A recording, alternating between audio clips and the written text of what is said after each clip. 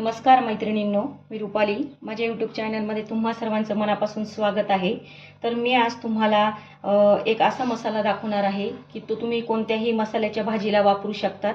या भाजीने आपली जे मसाल्याच्या भाज्या असतात किंवा नॉनव्हेजच्या भाज्या असतात त्यांना खूप चव येते.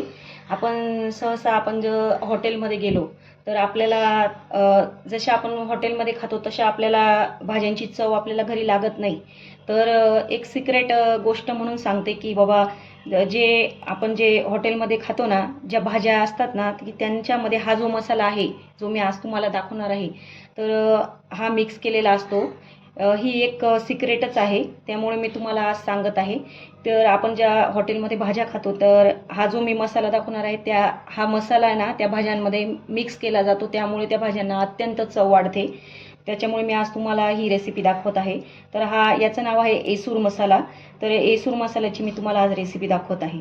तर इथं मी येसूर मसाल्यासाठी मी तुम्हाला इथं ही 1 कप मी बाजरी घेतलेली आहे. हे मी 3 चमचे मी ही हरभऱ्याची डाळ घेतलेली आहे. हे धने घेतलेले आहे मी 2 चमचे. आपला जो पोह्याचा चमचा असतो तो चमचा मी 2 चमचे धने घेतलेले आहे. 1 चमचा मी जिरं घेतलेलं आहे. 1 चमचा मी इथं गहू घेतलेले आहे. 2 चमचे मी हे तांदूळ घेतलेले आहे. आणि हे थोडेसे खडे मसाले घेतलेले आहे मी. 2 तेजपान घेतलेले आहे. ही 1 इंच मी दालचिनी घेतलेली आहे. 8 ते 9 मी काळ्या मिरी घेतलेल्या आहे आणि 6 ते 7 मी इथं लवंगा घेतलेल्या आहे. तर आपण आता रेसिपीकडे वळूया. सर्वप्रथम आपल्याला गॅसवर कढई ठेवायची आहे आणि ही जी आपण बाजरी घेतली होती तर ती आपल्याला व्यवस्थित भाजून घ्यायची आहे. आणि मीडियम फ्लेम गॅसवरच आपल्याला हे सगळं काही भाजून घ्यायचं आहे, कारण आपल्याला हे एकदम खमंग भाजून घ्यायचं आहे. जेवढं तुम्ही खमंग भाजून घेणार आहात तेवढे आपला जो हा मसाला आहे तो खूप असा चविष्ट होणार आहे. आणि ह्या मसाल्याची खासियत अशी आहे की हा 3 महिने टिकतो.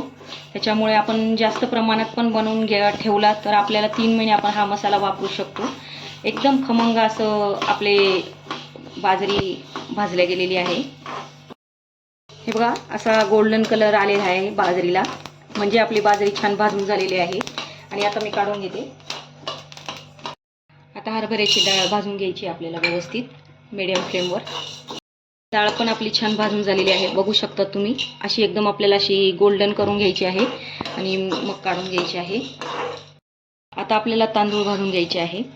तर मी तुम्हाला असं म्हणणार होती की आपण हे जे वापर केलेला आहे याच्यामध्ये तुम्ही ज्वारीचा पण वापर करू शकता.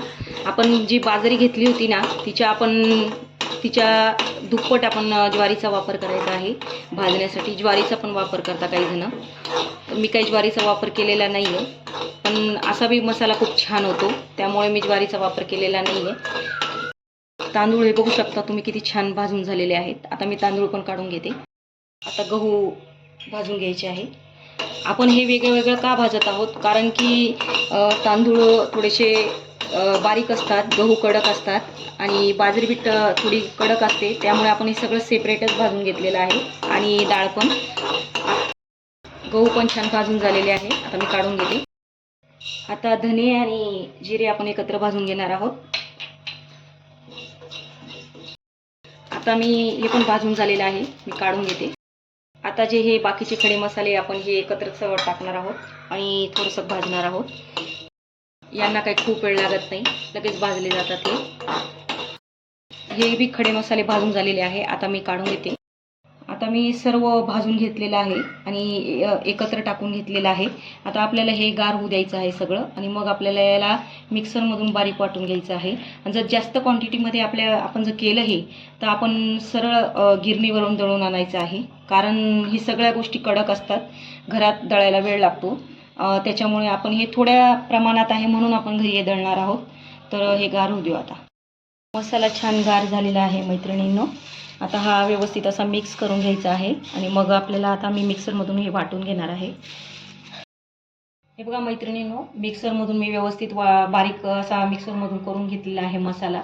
आणि जेव्हा आपण मिक्सरमधून करून घेतो ना, त्यानंतर आपल्याकडे एकदम बारीक जी चाळण असते ना, त्याने आपण हा गाळून घ्यायचा आहे. जो उरलेला जाडसर असतो ना, तो परत मिक्सरमधून वाटून आपल्याला परत गाळून घ्यायचा आहे. म्हणजे आपला जो मसाला एकदम बारीक असा दळलेला, एकदम बारीक निघतो असा.